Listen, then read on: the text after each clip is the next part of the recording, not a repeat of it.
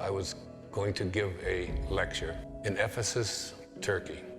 There were 10 buses. There were 300 and some of us.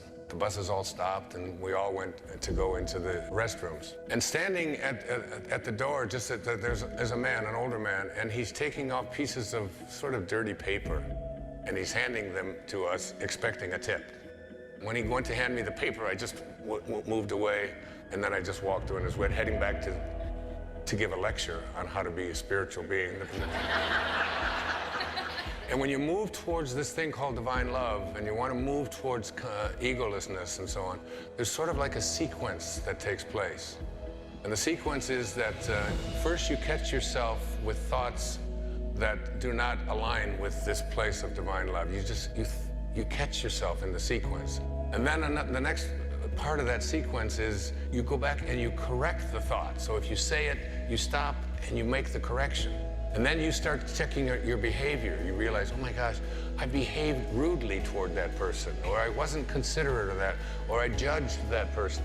But if you want to really change your subconscious programming and move to this place of divine love, you go back and you correct the behavior. And that's what happened to me in Ephesus, Turkey that day.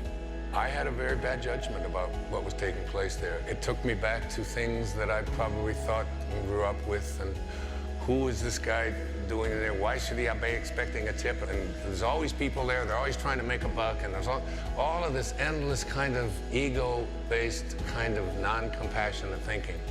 And I stopped myself. And I changed the sequence because that's what I've been working on. So what I did is I went back. And I didn't tell anybody there that I was doing it. And I had a 20-euro note in my pocket.